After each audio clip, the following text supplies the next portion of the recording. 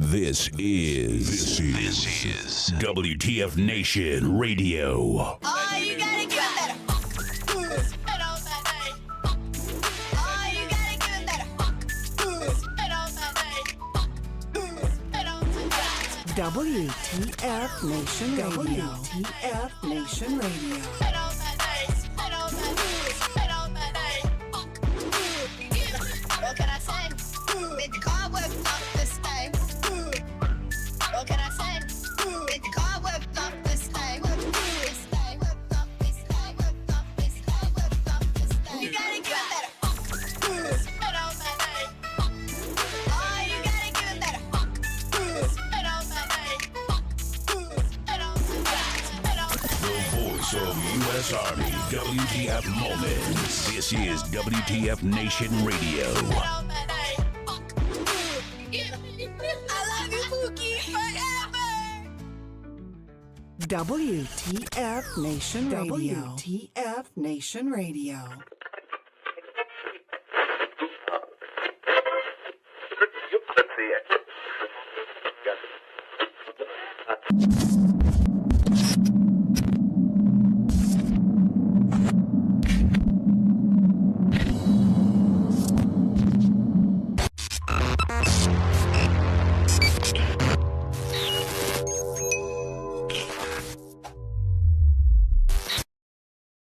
The horse, with beauty unsurpassed, strength immeasurable, and grace unlike any other, still remains humble enough to carry a man upon its back. When a service member or first responder takes an oath, he or she has mentally and physically committed themselves with self-sacrifice. From the front lines abroad to the very streets you live on in America, they protect. This oath is non-refundable and it is lifelong. Facing unimaginable dangers and unseen scars, these grounds are a place to recover and face any challenges head-on. As veterans and first responders ourselves, we know that battle all too well. From a simple talk with a friend on horseback to an entire debrief in the barn, this sanctuary has seen recovery take place time and time again. No hour of life is wasted that is spent in a saddle. The way we approach change isn't a new phenomenon. This animal has been with humans over 5,000 years. If you've ever been around a horse for long enough, you'll feel that thing, that electric trust. In that moment, nothing else is in your mind. When they turn into you, it's like the world disappears. We harness that moment to build skills off of. Repurposing requires flexibility, adaptability, and the willingness to challenge assumptions and conventional thinking. This approach can be applied to many areas in life, including business, education, and personal growth. To ride a horse is to fly without wings. This lesson and skills learned at war horses will help reintegrate back into daily life. You'll learn coping mechanisms, improved communication skills, trust and confidence that will help reduce symptoms of anxiety and depression. These tools can be used every day to navigate life and take on many challenges. This may involve practicing mindfulness, setting boundaries, improving communication with loved ones. Transitioning back to society is hard on your own. And when you're at war horses, you're family. And families solve problems together.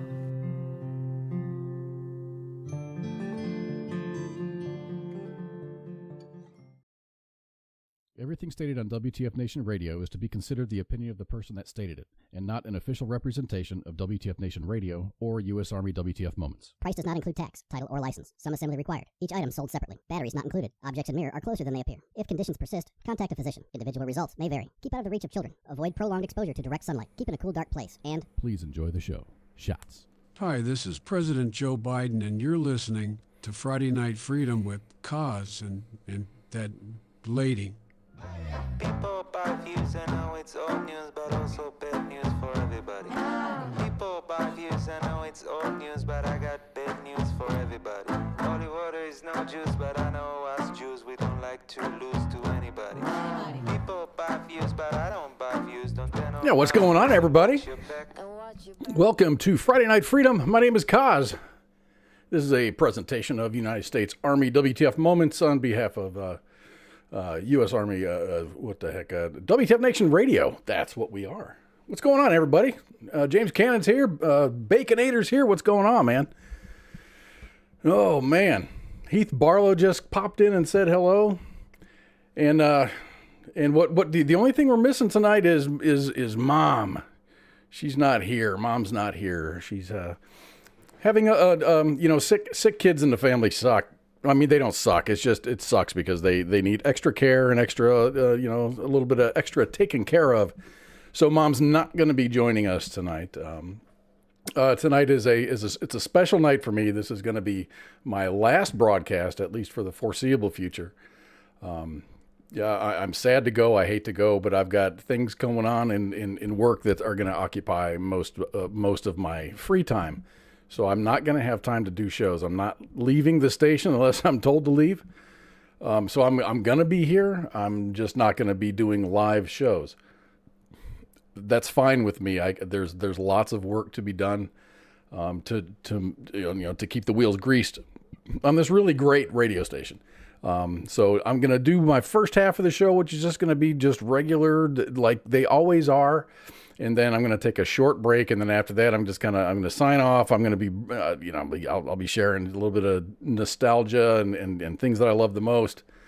And then I'll sign off. And maybe I'll pop back in as a guest host or something. Maybe, I mean, if anybody was tuning into, Wednesday night for the Smoke Pit, maybe Radar can move over into Fridays. Who knows? We might get another host and they'll just knock this shit out of the park. But for the time being, I'm going to be off the air. I'll be in the background, and that's just the way things gotta be. Yeah. Going to be going to some schools. Going to be having, it's just, there's a lot going on at work, and I'm getting promoted.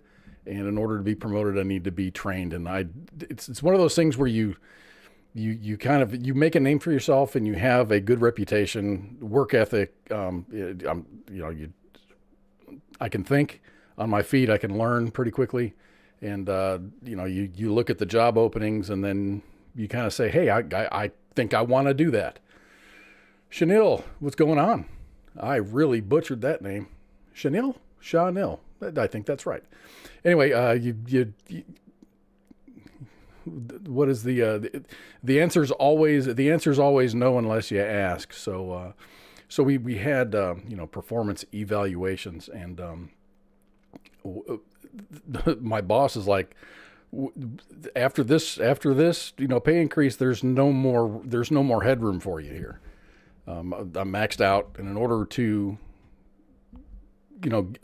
you can sit in that position and not get raises every year, or you can move into this other position, and it's not going to give you any reward the first year, but after that, your ceiling is much, much, much higher. So that's what I'm going for, and something that I have no real experience with. It's project engineer, but everything can be learned, and that's what I'm gonna do. They're gonna send me to some schools, get me a little bit of training, and if I'm okay at it, then the job is mine.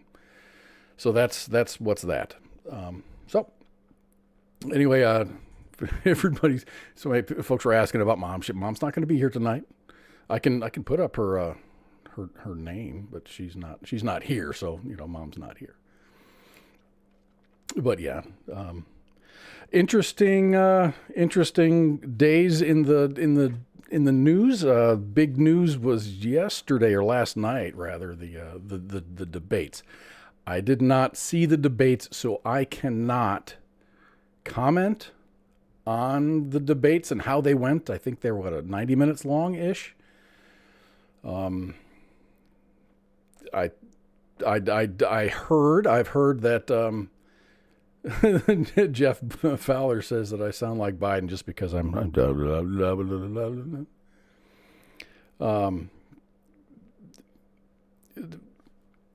from what I gathered, from what I've seen in the news,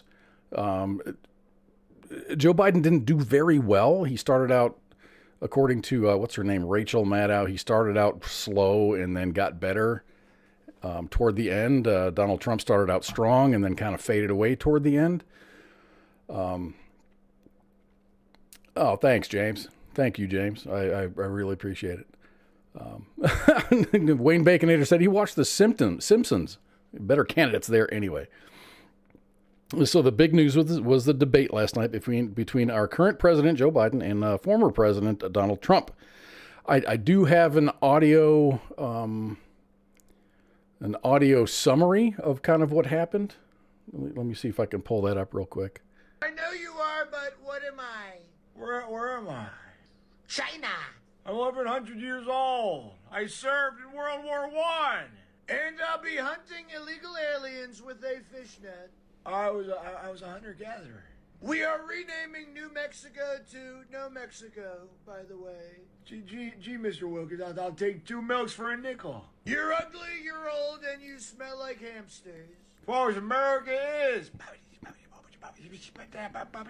Puerto Rico. Okay, that's pretty much a summary of what happened last night. I heard they both had their ups and their downs, and but the thing is the downs for President Biden were so much that there are already calls for him to kind of drop out of the race.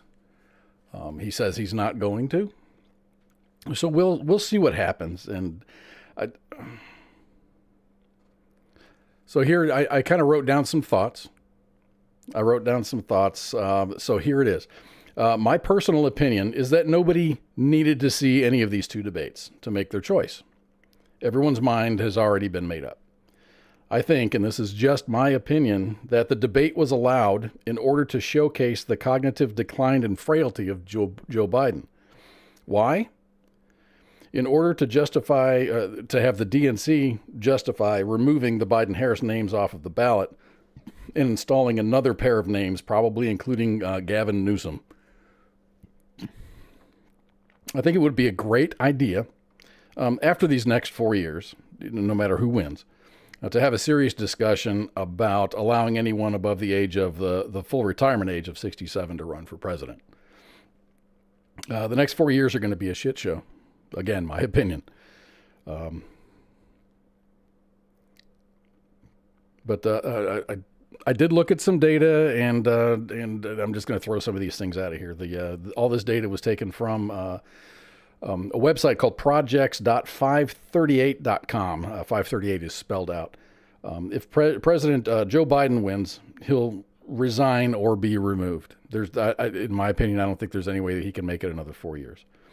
Then we'll have Kamala Harris as our president. She has an approval rating of 39.4 and a disapproval rating of 49.4. For comparison, Joe Biden has a 38.2 approval rating right now and a disapproval rating of 56%. Harris's numbers are slightly better, but in my opinion, she is inept and she's not up to the job. Donald Trump, during the same rating period, has an approval rating of 42% and a disapproval rating of 57%. If Donald Trump is elected, I think the policy side of the House is going to be okay. The domestic shenanigans that are going to pop up will definitely be a distraction. Antifa will be reborn. Protests will happen. And some cities will probably get torched, sad to say. But some people are very easily manipulated and cannot control their emotions. So I think that's what we have to look forward to for the next 4 years.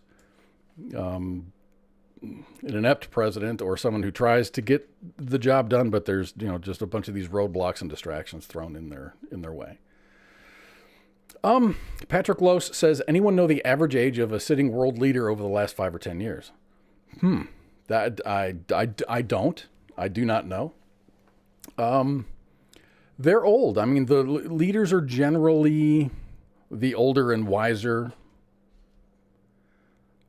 or the people that, and it seems like the presidents in the United States of late have been, people that have been just a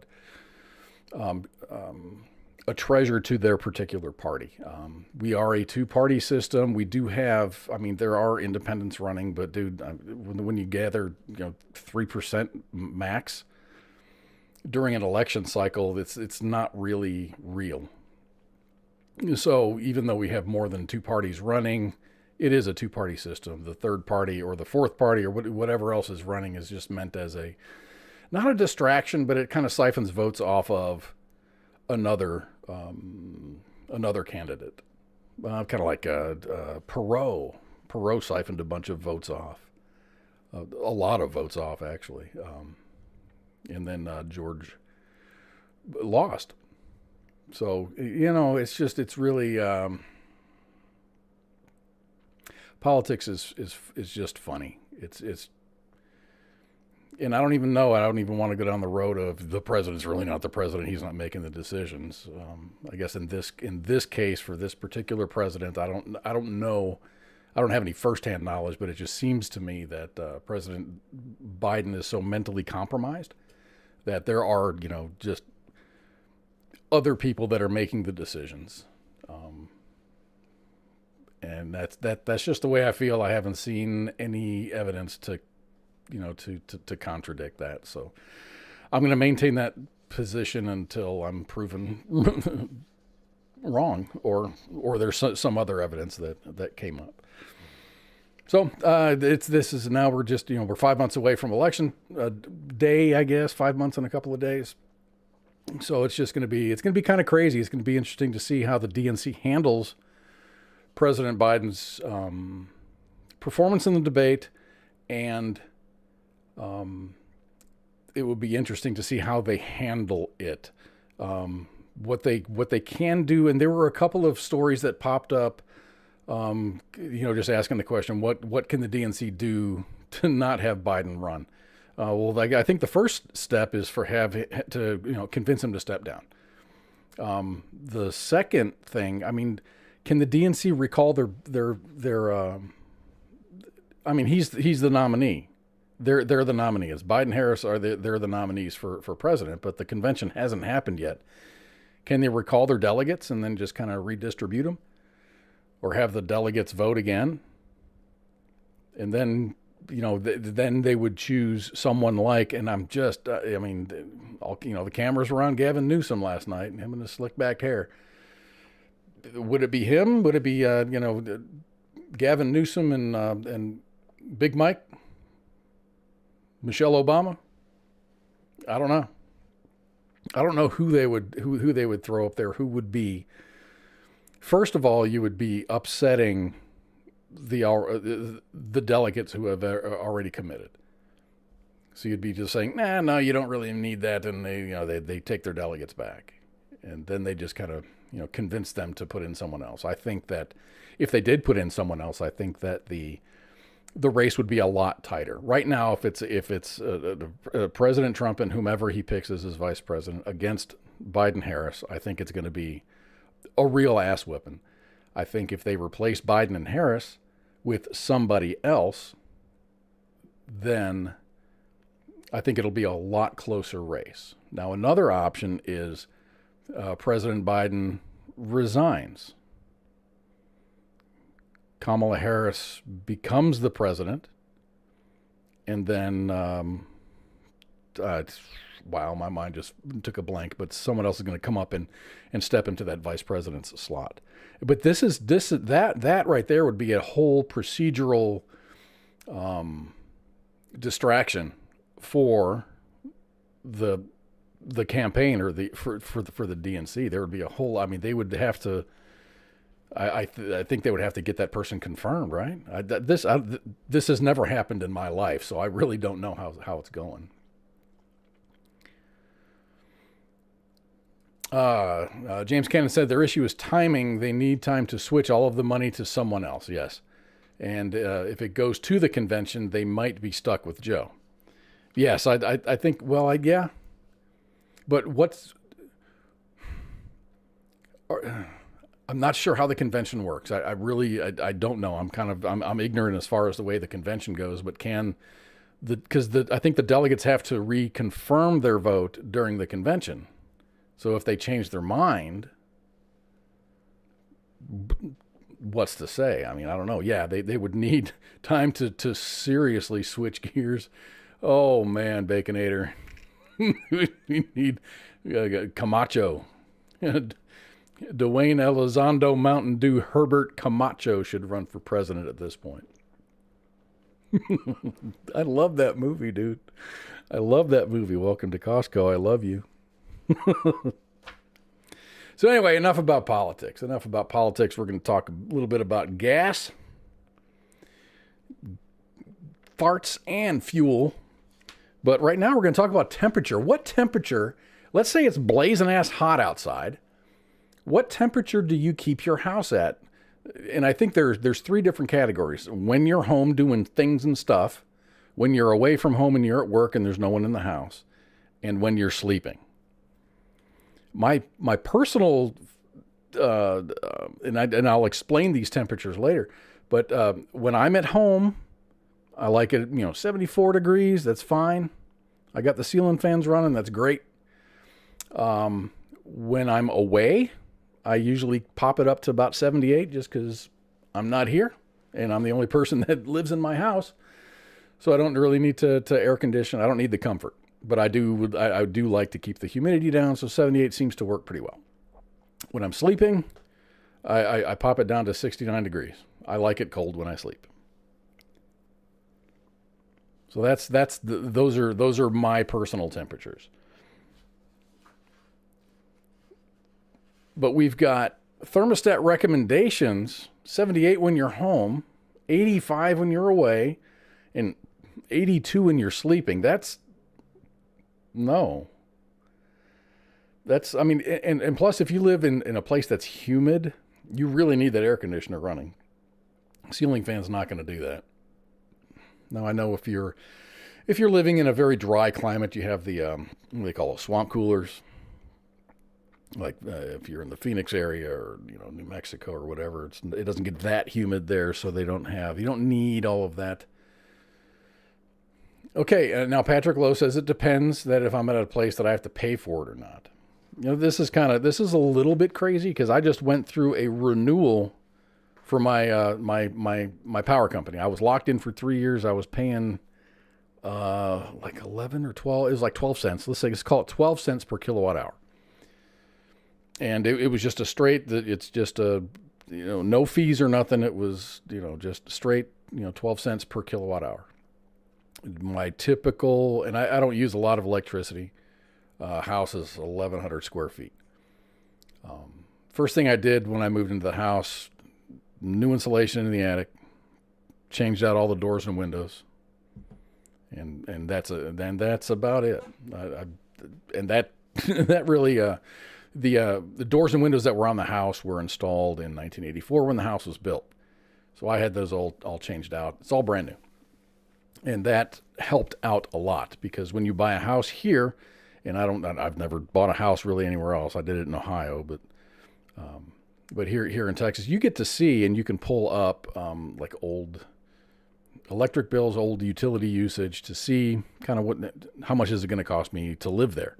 And it was really expensive. The person ahead of me during the wintertime, their electric bill was around 200 something. Their electric in the summertime was around 150 to 180.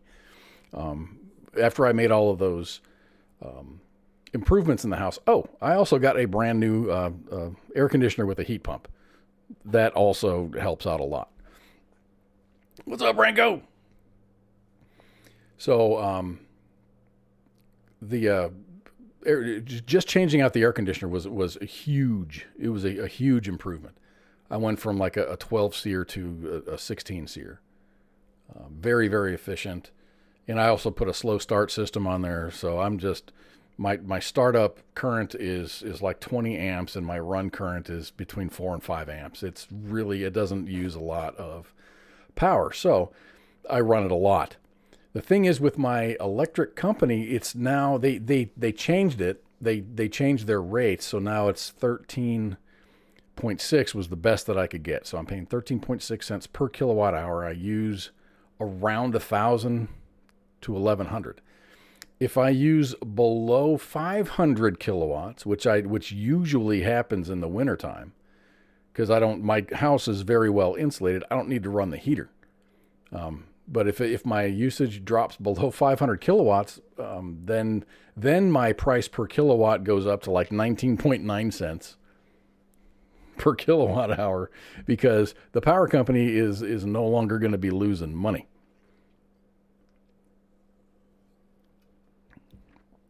Between 500 and 999, it's like 15 or 17 cents per kilowatt hour. And then if I go above 1,000 kilowatt hours, which I usually do, I get a $100 credit from the electric company, and then the rate drops to 13.6 cents. It's really, really crazy. Yeah, I grew up without air a lot. Most of my growing up was in Wisconsin, so we really didn't need it too much. There were the hot days, but it was mostly pretty manageable. But I'm down here in Texas, so you got to be running that AC. Anyway, that's I guess that's all I got. So I just can't believe that when you're home 78 degrees. I think if you had fans running, that's okay. 78 is probably okay. It's doable. Especially if like me, I spend a lot of time outside. So if you're outside and it's 100 degrees like it has been the last few days, you go into a 78 degree house, that feels pretty darn good. 85 when you're away, that's reasonable. 82 when you're sleeping, that's a no-go, man. That's a no-go. Baconator says, I think it's interesting how Texas has power outages a lot, but Texas has about every kind of energy source that there is. It is infrastructure related. It's good that you mentioned that. There's just, we have wind, we have sun, and we have coal. We have nuclear. It's just, there's a whole lot of, we've had a very large increase in population. I think that might have something to do with it. More people moving here, more people using their AC systems, and more houses going up, more apartment complexes going up. It's a bigger drain on the grid. So in the wintertime, when we had those problems a couple of years ago, it just got colder than it really should in Texas, and it stayed there for a long time. So all of our gas-fired, our natural gas-fired electric plants, they froze. So they weren't able to generate any power, so the grid failed. That's been alleviated. We had a pretty mild winter last year. We had a couple of days that were below freezing. I don't think it reached 0. I don't think it went below 10. And even if it did, it wasn't very cold for very long. So we'll see what happens this year. I don't know. Heath Barlow says the heat index was 110 here.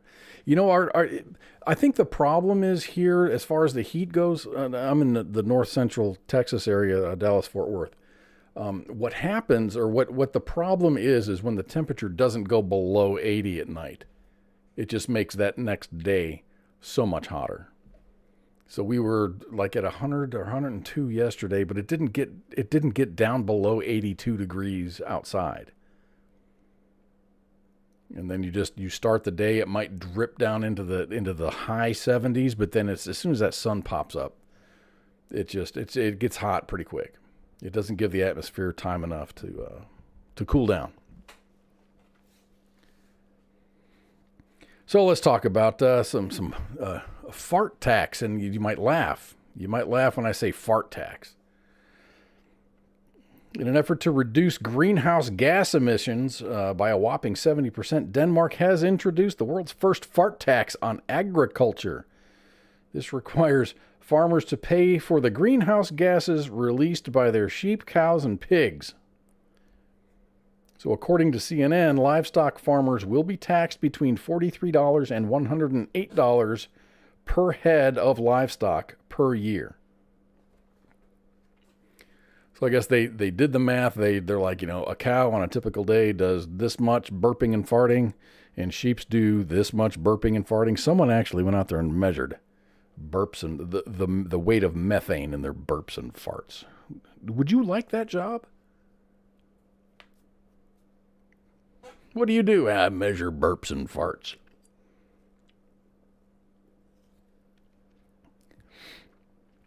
So, this is, that's a lot of money, but this is a rate that the farmers agreed upon. They agreed on this because they have, I guess they're unionized, and they have, there was negotiations between the government and the farmers union or whatever, and they agreed on this rate. Hasn't been thrown into law yet. This was tried in New Zealand a few years back, and it fell flat on its face. it went back to the drawing board to figure out how they can do this more equitably. And I don't know that. I think this is just going to force, farmers to maybe get rid of their cattle, get rid of their sheep, get rid of their pigs. It's not going to. And then you'll probably see that it didn't change a damn thing.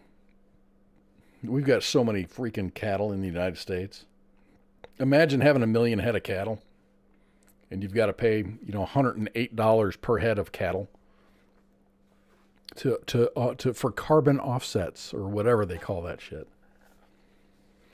I thought it was pretty bizarre. Denmark's a pretty small country, but to have something like that, don't think that politicians haven't thought about this stuff here in the United States. Yeah.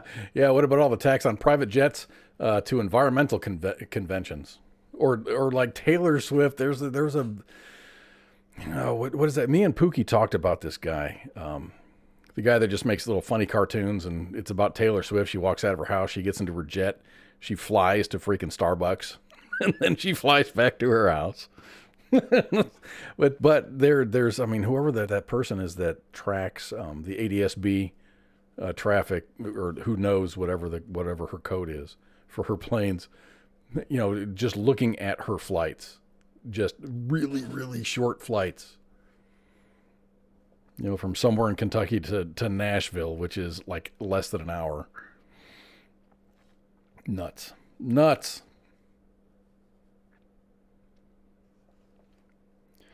So speaking of gas tax, gasoline, like for your car, for your truck, for your tractor, for your lawnmower, gasoline by itself isn't really that expensive. It's the taxes that make it that way. Effective 1 July, that's this year, these 7 states will increase their already high taxes on 1 gallon of fuel. California, their tax on a gallon of fuel is going to be about 69.8 cents per gallon. It's the highest of all the states. Colorado is going to increase it to 27.9 cents per gallon. Illinois, 67.1 cents per gallon. That's the second highest. Indiana, 56.1 cents per gallon. Missouri, 27.5 cents per gallon. Nebraska, 30.5 cents per gallon. In Virginia, 40.4 cents per gallon. And that's the tax. That's not the wholesale cost of the gasoline.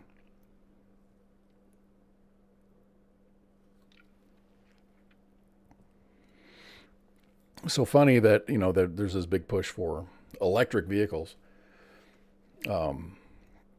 There is, and I don't own I have an EV. I don't own an electric vehicle. It's just a hybrid. So I do use gas. And there's no added costs for me to re-register my vehicle every year.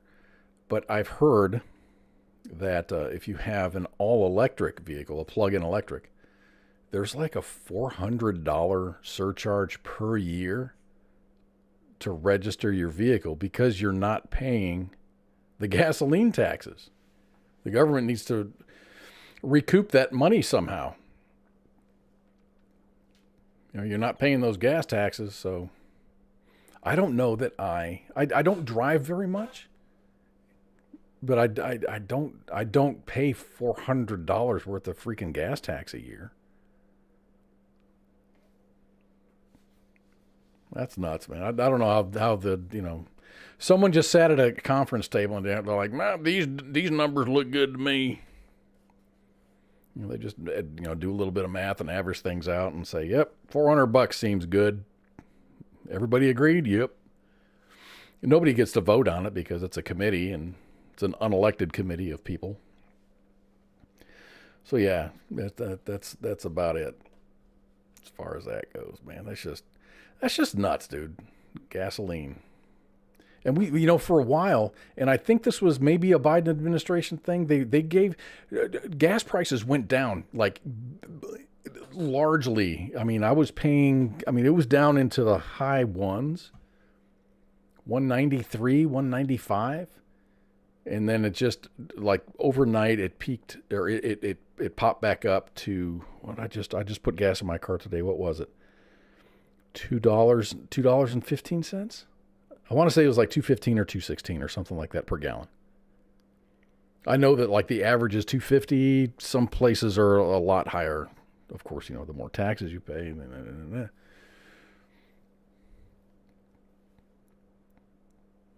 Yeah, it's just but the gas prices were going down for a little while, and then all of a sudden they dropped drastically. And I think that was one of those, they were just like suspending some kind of fee or an excise tax or something. And now it's going to go back up. I mean, this is July 4th weekend. We got Independence Day coming up. Actually, July 4th weekend is next weekend. It's kind of weird, 4th of July is falling on a Thursday. So we get a paid holiday for Thursday, but got to go back to work on Friday. So everyone's like, everybody. I mean, I'm on vacation right now. I'm getting ready to take a trip. I'm going to go see my brothers. I'm going to go see my parents. And then I'm going to, come back to good old Texas. And, what's crazy is my mom's like, bring a sweater. You know how moms are. So I'm like, why? She goes, it's still kind of chilly up here. And I looked and I'm like, dude, their highs are like 63, 65 for the high. Dude, our lows are like at the best there in the mid 70s.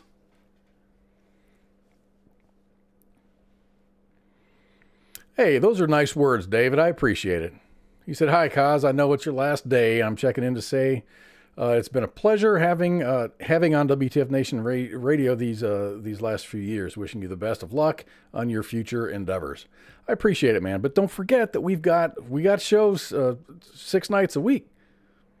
Let me check this out. We got the Sports Bar on Sundays. Monday edition is on Monday. Pop Culture Warriors on Tuesday. The Smoke Pit is on Wednesday with Radar and TZ. Sergeant's Time comes back at you on Thursday. And Friday's not going to be Friday Night Freedom anymore, but guess what happens? Pop Culture Warrior has started FTX, and that means something. It's gaming. If you look, it's a FX, and then there's a table up there. That T is a table. Tabletop gaming.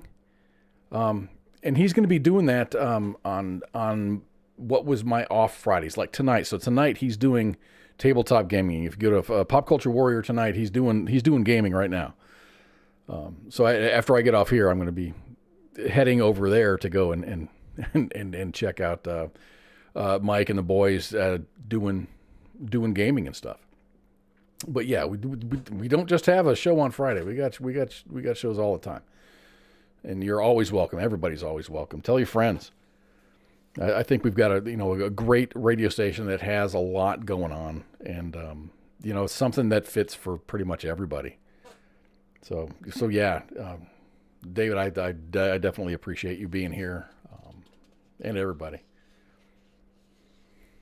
I need a friend. I'm new in Facebook. Hi, Hillary Williams. Yeah, Gary, but no Friday Night Freedom. But the thing is, before I did Friday Night Freedom, it used to be called Friday Night Fuckery, and it was Redleg's show. So good things happen. He went from Friday Night Fuckery to Friday Night Freedom, and then he stepped aside, and he's doing the business side of the house. And I did. I was doing broadcast with John Owl for a while, and we just resurrected after John left. I still wanted to do radio, so here I am doing. I just reimagined it. It was called Kicking It with Kaz, and it was me and John doing the show. And then John left, and so I said, "Hey, let's just relaunch Friday Night Freedom." And new logo was made, and here I am. So who's to say, man? It might be it might be Radar, it might be somebody else completely different. But yeah, man. But we grow and evolve. You can't just have the same thing all the time, man. You got to evolve and get better and get different. And I don't know. Good things are going to happen, man. I'm just stepping aside for personal reasons, but who's to say I won't be back? maybe this job just ain't going to work out. And I'll as long as if I go back to a regular job, I don't see a reason not doing a show. Maybe I'll get used to the position I'm in and I'll have time to do a show. Who's to say? I can't tell the future. So anyway, let's on with the show. On with the show. This is kind of an interesting story, and it has to do with HPV, which is extremely serious. So I'm gonna start talking about HPV. So I'm not a doctor. The following medical information was curated from WebMD and cancer.org. In the next story, I'll be talking about HPV. HPV stands for human papillomavirus. HPV is a common sexually transmitted infection which usually shows no symptoms and goes away by itself, but it can cause some serious illnesses. HPV is responsible for almost all cases of genital warts and cervical cancer. It's responsible for 90% of all anal cancers, 78% of vaginal cancers, 28% of vulvar cancers, and 50% of penile cancers. Women can be screened for HPV. It is usually done during a pap smear or pap test. There are no approved tests for men. There are vaccines available. While there are 4 vaccines available, the FDA approved the use of Gardasil 9 for males and females aged 9 to 45. If you are ages 27 to 45, please discuss your need and risks with your healthcare team. So, the reason I said that is just because there's a story that follows this. Okay, a woman claims that her partner, named Martin Browner, negligently infected her with HPV after they had sex in his 2014 Hyundai Genesis. She claims that Browner was aware that he had HPV, but neglected to inform her before they had unprotected sex. This resulted in past and future medical expenses and mental and physical pain and suffering. So in February of 2021, this nameless woman filed a $1 million claim against Browner and his insurer, Geico, claiming that she should be compensated for bodily injury under the car's insurance policy. Geico refused to pay the claim, arguing that the injury did not occur during the, quote, the normal use of the automobile. So what do you think about that? You think she has a case?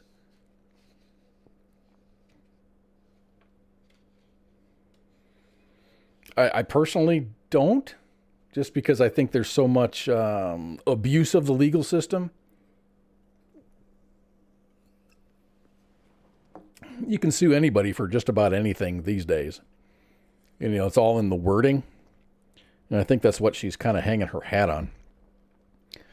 So a judge ruled that, quote, upon review of the parties' arguments, the court finds that consensual sexual relations inside a car do not constitute a use of the automobile within the meaning of the subject policy.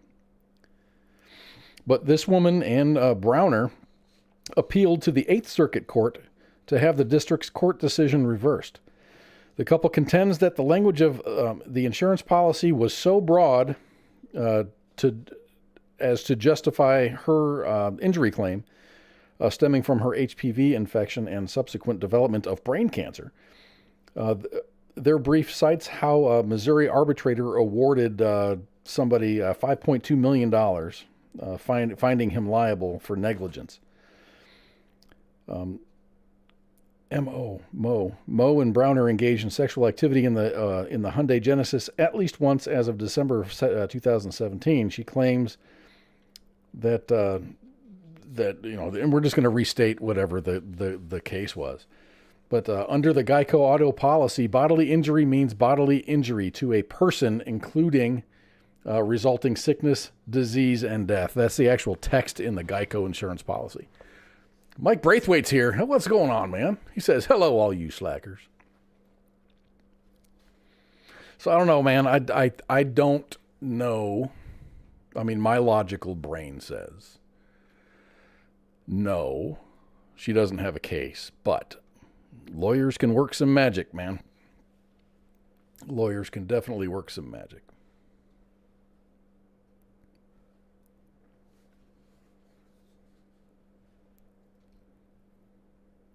I mean, well, she is suing the dude. She's suing the dude's insurance company, though. She's not suing him.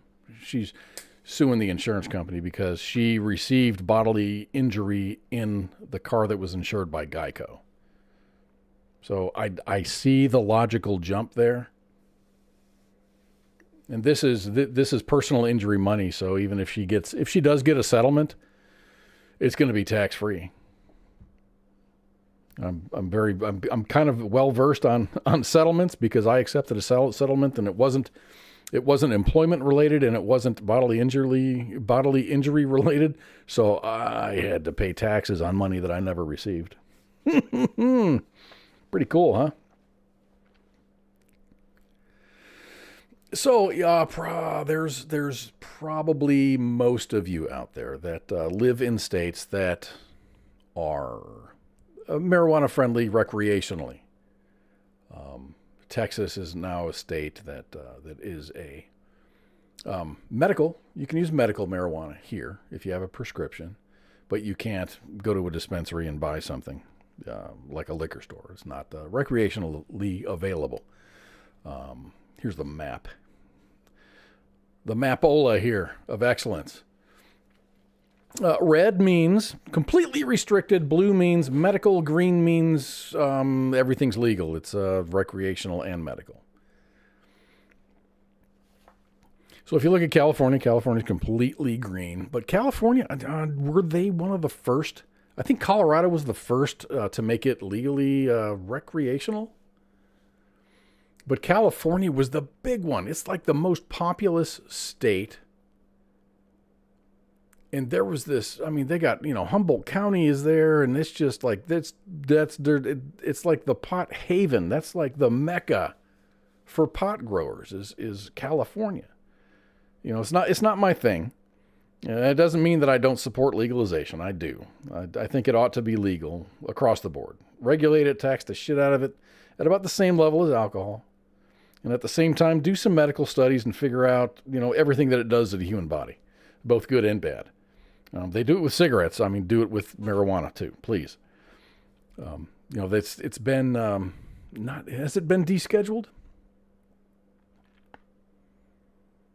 I think it's not scheduled at the same. It's not the same as heroin, but it's still it's still I think overscheduled. Anyway, so here's the map of the level of legality for marijuana in the United States. Red, of course, means completely prohibited, which is two states, Nebraska and Idaho. Medically allowed is blue, of course, and green means legal, medically and recreationally.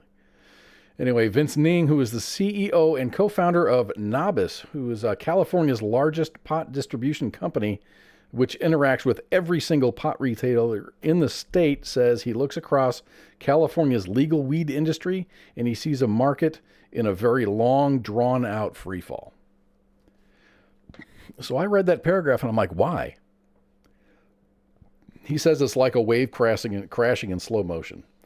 People thought that the big crash was about to happen in 2022, but things just continued to get worse in 2023, and it's still even worse in 2024, and things aren't looking to get that much better. The latest data confirms Ning's point of view, which signs of economic trouble nearly everywhere you look. Overall sales have been falling for the past 2 years. The number of legal cannabis growers and brands have decreased more than 70% since legalization first went into effect. A recent report found that pot companies owe the state more than $730 million in back taxes. That's just in California. And they'll likely never see that money. A lot of those companies that owe that money have already folded. Also, very, very few farms are opening, even in places like Humboldt County, the original capital of cannabis cultivation in California. I think maybe some of this has to do with the economy. When the economy goes to shit and you're not, you're laid off. It's really weird because this kind of overlays the downfall of the pot industry is kind of overlaying with COVID Because COVID was 2020, and it's just kind of moved on. California was kind of prolonged because they got so many weird things going on there. So shops were closing, restaurants were closing, all the pot farms and whatnot got kind of wrapped up into that. So I'm thinking and I'm hoping that maybe it comes back. But I mean, if you're in a household, and I'm saying like you don't treat like your household like the government. The government just prints money. If they're short on money, they just print money. But if you're in your house, if I'm in my house, and it's like, okay, Kaz, you took a pay cut or you got laid off. Time to trim back all the spending. So guess what, dude? I might eat a little bit more ramen. I might not go out to eat quite as much. I might drive less. I might, try to, rebalance my insurance policy. See, shop around, see if I can save some money. I'm gonna trim the costs. So I'm thinking and I'm hoping that if you're in California and you like to smoke marijuana recreationally, and the purse strings have to be tightened, that's one of the things that you kind of omit. I mean, you don't need it. Nobody needs it. Does it help? Sure it does. Is it fun? I'm sure it is. I'm sure it's lovely. But what I'm hoping is, because it's expensive as shit to live in California. With rents going up, dude, these folks out there are paying $3,000-$4,000 a month in rent for for kind of a shithole. How many hours do you have to work? I mean, if you take the amount of money that you spend on things and stuff, if you translate that into how many hours do I have to work to afford this, it kind of brings the cost of life into play. So,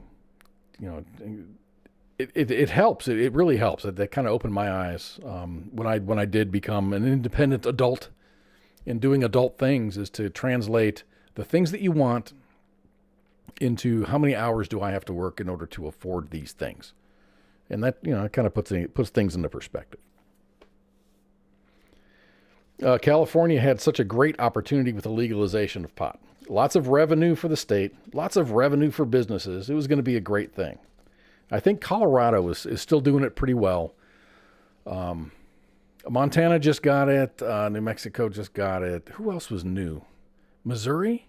Missouri just went full, recreational and medical.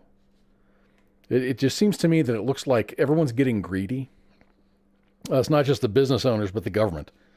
Over-regulation has cut into the profits of the businesses, and the business owners are opting to close their doors. California has a 7.25% sales tax. The sale of cannabis products incur a 15% excise tax. These fees are never seen by the businesses and are passed on to the customer. Some of these fees are incorporated, but not entirely. Depending on the value or perceived value of your cannabis business, the application fee is $1,000. Once approved, the licensing fee is between $4,000 and $120,000. And this is before a single gram of marijuana is sold. Different states have different fees, and all of them are mind-boggling. In no particular order, Illinois, New York, New Jersey are the worst, for obvious reasons, probably. Which brings me to my next point. Billions of dollars of cannabis is being grown, packaged, and sold at illegal stores that often look like fully disclosed and licensed dispensaries. It's still cheaper to buy pot off the streets than it is at a licensed dispensary in all of the states. Wasn't that one of the main reasons to legalize pot? Got to get rid of the Mexican cartel weed. Get rid of all that illegal marijuana. If we open up a legal pot shop, people are going to go and shop at the legal pot shop. They're not going to buy it from somebody down the street. Well, that's cheaper to get it from somebody selling it off the street. Banks, hundreds of billions of dollars are in the United States alone, need to be laundered because of this. I mean, they can't use banks. There's going to be a Netflix special. There is. Or something on Hulu or some kind of documentary that's just going to talk about the inner workings of the marijuana industry and just how corrupt it is. It's as corrupt as, and this is my opinion, it's as corrupt as a cartel providing marijuana as opposed to the state providing marijuana. Yeah, they're taxing the shit out of everything and it makes it more expensive. Yep. All right, guys, I'm going to take a very, very short break. I'm going to come back. We're going to reminisce a little bit, and then I'm going to sign off. How about that? All right. You guys hang in there. I'll be right back in just a couple of minutes. And, all right, shots. Bye. This is WTF Nation Radio.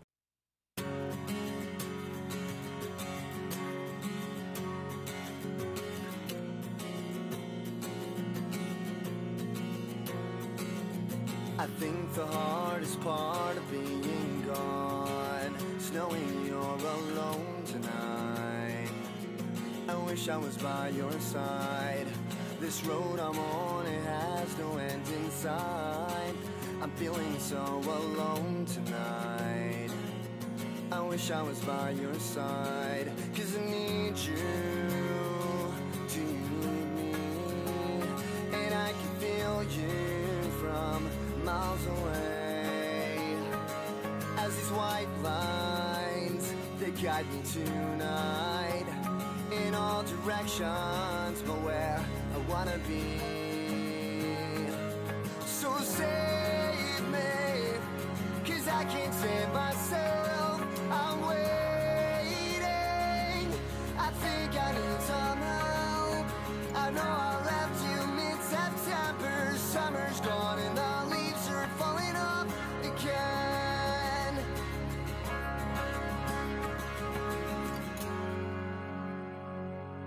I think the hardest part of being home is feeling so alone tonight. I wish I was by your side. This road you're on, it has no end in sight. I'm feeling so unknown tonight. I wish you were by my side, 'cause I need you. Do you need me? And I can feel you from miles away, as these white lines, they guide you tonight, in all directions, but where I want you to be.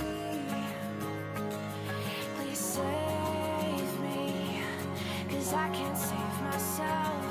I'm waiting, I think I need your help.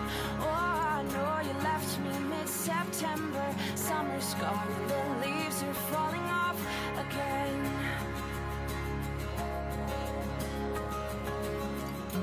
Touch me, never let me go. Hold me, make me feel at home. Touch me, never let me go. Hold me, make me feel at home. Please save me, 'cause I can't save myself.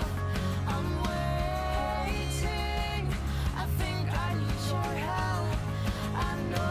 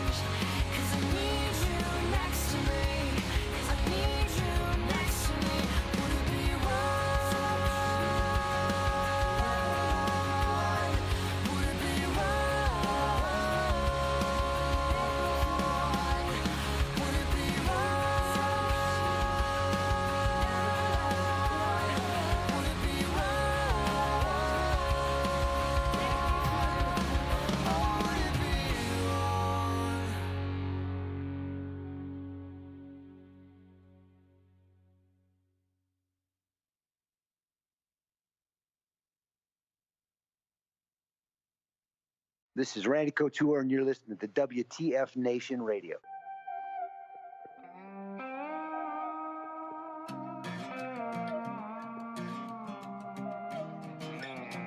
Take your hat off at the table, keep a Bible by your bed. At 45, under your pillow won't stop a devil, man. Round here, if you want something done right, you gotta go and do it yourself. Oh, you won't find your way to heaven unless you go through a little hell. So come on, never cuss around the ladies, no. Keep your southern with a hell of a draw. If you get tired of the smoke, you can try all. That's just some things that I learned from my Paul.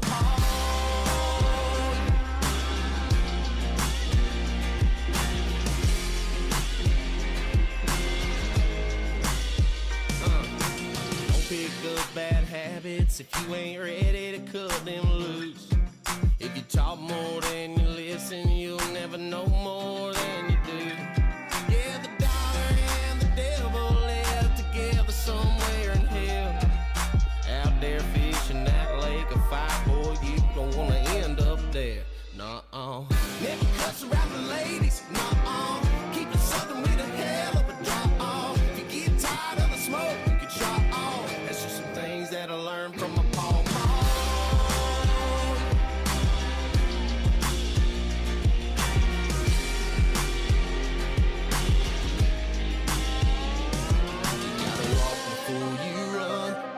Quit the job until it's done. Never let a problem set with the sun. Never break a promise too soon. So come on, never cuss around the ladies. Keep it southern with a hell of a draw. If you get tired of the smoke, you can try all. That's just some things that I learned from my Paul. Never cuss around the ladies.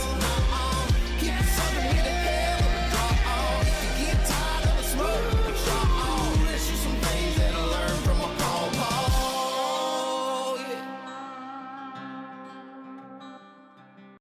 I think Friday Night Freedom is quite a stupendous show. I wish Cause the best of luck in the future.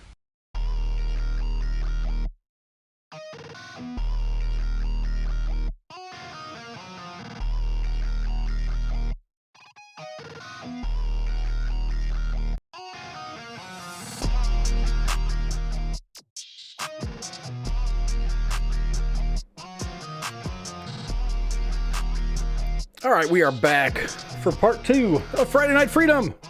The last part of Friday Night Freedom for the foreseeable future, because I am taking a leave of absence to work on myself professionally in the job that pays me money. This has been a great ride, man. This has been a really great ride. I've enjoyed every minute of it. I've had an opportunity to do a lot of really cool things and to meet a lot of cool people. Mostly veterans, some not veterans, just people that have the veteran cause in their hearts and souls. And I'd like to thank some people. I'd first of all like to thank U.S. Army W.T.F. Moments for allowing Red Leg to start a little podcast. And he used to do this from his house. He just had a room dedicated in his house, and this man started out with a show. And then he started doing 2 shows a week, and 3 and 4 and 5 shows a week. And it was at a point of time in my life. I was just coming off a divorce. I've been in Texas forever. I moved, I went and contracted overseas, moved to Ohio. Things didn't work out, got divorced, moved back to Texas, and just looking for something. Of course, Facebook was a thing. I signed up with a little Facebook account, and I just started surfing around and looking up military and veteran related things. U.S. Army WTF Moments popped up because I ETS. I'm a very old school dude, man. I ETS'd in '96. None of this shit existed back then. So I'm looking for something to keep my interest. I didn't get involved with. I just became a customer of U.S. Army WTF Moments, and then I don't even remember what day he went live on, but he'd play music, drink some beers, and just talk shit. and it was great. And then the crowd started gathering, and it gained more popularity. And, he went from doing one show, and then he's doing 2 and 3 and 4 shows. And then it was just Red Leg. Red Leg was WTF Nation Radio. And then, we started bringing other people up on staff. That's when Ice came around. That's when I came around. He asked me, he's like, hey man, do you want to do, cause Red Leg was doing all kinds of cool things, Drink That Tune. And he was he was looking for something. So he's like, you can come and be a part of the show. You can be the producer. Okay. What am I going to produce? He goes, get me some guests. So the first guest that I was able to get was Ali Spagnola. And you can look her up. She does some really fun stuff on YouTube, man. She's got a YouTube channel that's just bananas, man. It's really cool. So I got her, and then we did Amory King. We had Amory King come on, and I'm like, man, this is pretty cool, So I stuck around for a little bit. So I'd like to thank WTF Moments for giving Red Leg the opportunity to do this, and we've made, and I can say we because I've been a part of this for 8 years. 9 years. It's been awesome. It's been awesome. Of course, I want to thank Red Leg for launching the station and turning it into the great community that it has become. We've got some great fans, and we've got the OGs, the ones that have been here for a very long time. But every time we do a show, there's always someone new that comes in and says, "Hey, man, I heard about you," or "Hey, I clicked on this link and it brought me here." And if that's you, man, thank you for checking us out. This might be your cup of tea, it might not, but thanks for showing up. I'd like to thank WTF Nation Radio for the privilege of being a part of the team and on and off the air. I haven't always been on the air. I think I was off the air for a good couple of years before I actually went on the air, and then it was only during like a Drink That Tune thing. And then I got my own show called Kicking It with Kaz with John Owl, and then I did the Friday Night Freedom thing up until tonight, and I think I've been doing this for a few years. It's been great, man. It has been awesome. I've interviewed some fantastic people. Let me see. So here I got some pictures to kind of show y'all. So, the first thing, thank you to WTF Nation Radio for the privilege of being part of the team on and off the air. But we've been doing some really cool shit. These are pictures from during our first. This was within our first year. We won Best Warfighter Radio, and there was an award show in Phoenix, and we went and accepted our award. That's Raptor 7 and Red Leg there. That's me with the safety with PT belts on. There may or may not have been some alcohol involved in that entire evening, but it was great. That was really a great experience down there.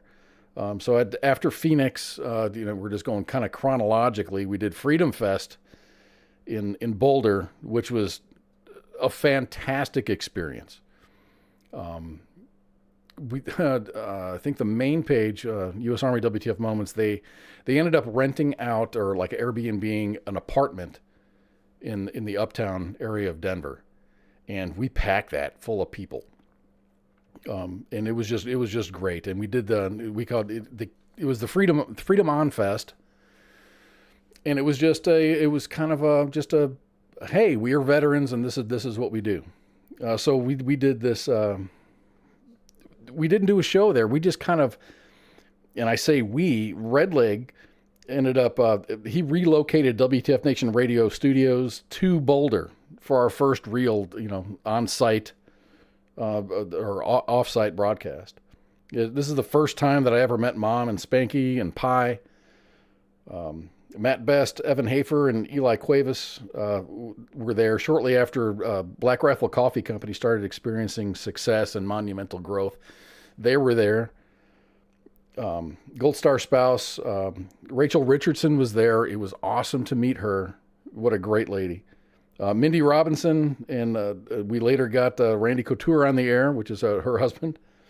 Adrian Estrella and the boys from Assuming We Survive. We heard some of their music earlier. They were there. All That Remains was there. Dude, there was such, have you ever gone to a club for a show and there was such a good vibe? There was like nothing bad was happening. It was just like everybody was there for the same purpose, and it was just fantastic. So Adrian Estrella, who was the lead singer of Assuming We Survive, is now in a band called Zebrahead.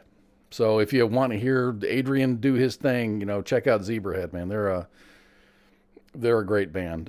Who else was there? A professional skateboarder and rallycross driver, Bucky Lasik, was there. Got to meet him.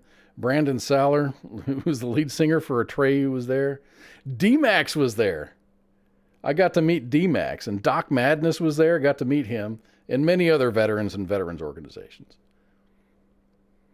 I would also like to thank War Horses for Veterans. War Horses and Veterans, early in our station's existence, invited us into their home. Pat and Andy basically said, come to War Horses for Veterans. We had to fill out the application, fill out all of our information. They bought the plane tickets. They paid for the hotel. We got to invade their home and set up and you'll see this in the little few photos that I've got. We got to set up in one of their office rooms, and we got to do a Friday Night Freedom show from one of the rooms at War Horses for Veterans. It was so great. I couldn't find all of the pictures that are there. They had, hot tub pool, little cabana house, and we had such a great time, and it was such great camaraderie. And it's changed a lot since then. This is years ago. This is, more than 5 years ago that we were there. I'm sure their procedural things that happen within War Horses for Veterans have changed. They've got a whole new, arena and just great things. So War Horses for Veterans is a 501c3 that helps combat veterans, and they do it with equine therapy. And it's one of the most amazing places that I was at. And this is years ago, and they've only gotten better. So if you're a combat veteran, if you're, you can put in an application and have you and your squad, you and your team, go there and spend a weekend there. It starts out, you fly out there on a Friday and you fly back to wherever you're from on a Sunday. And it's nothing but an immersive experience around horses and working around horses and experiencing these animals that are just amazing. It's so cool. It's so cool. WarHorsesForVeterans.com. Please check them out.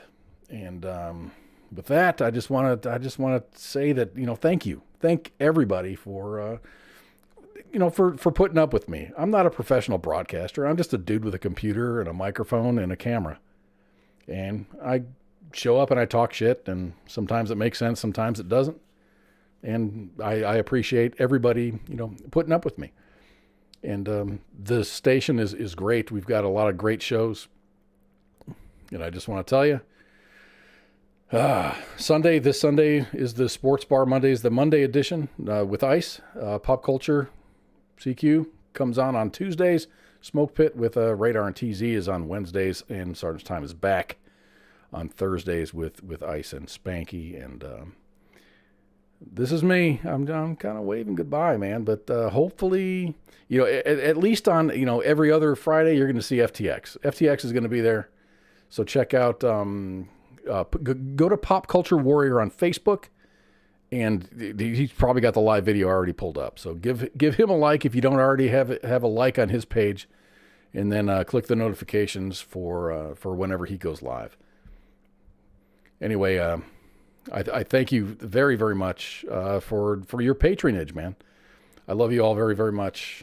Like it's never ending, dude. I really appreciate the support that the veteran community gives to itself. And if this is something that you like, thank you very much. We do our best. And I love you, man.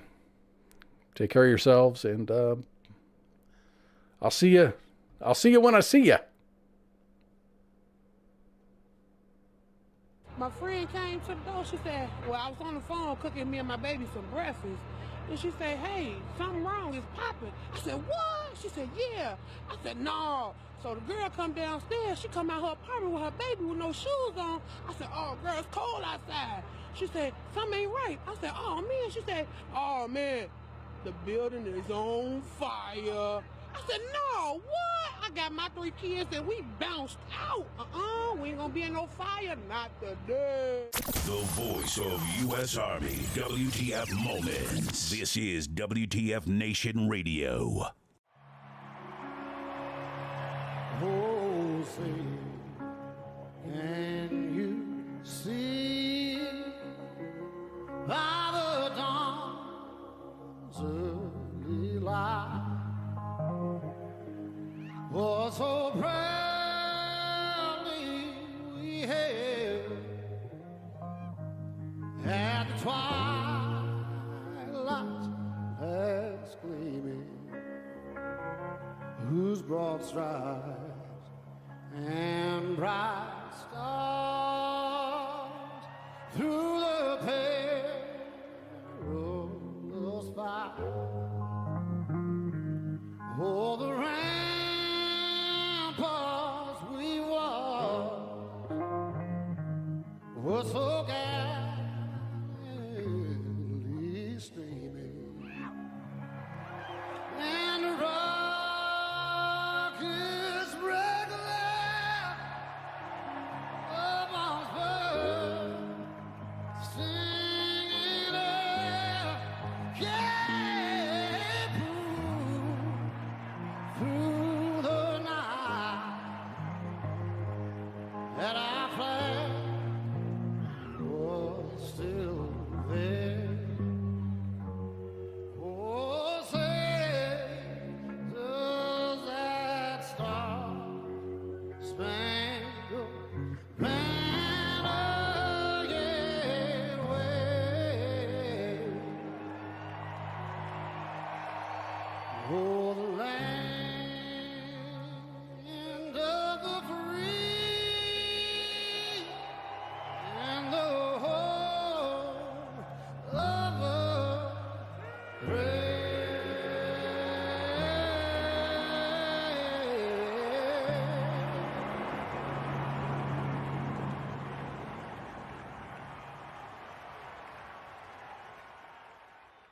This is WTF Nation Radio.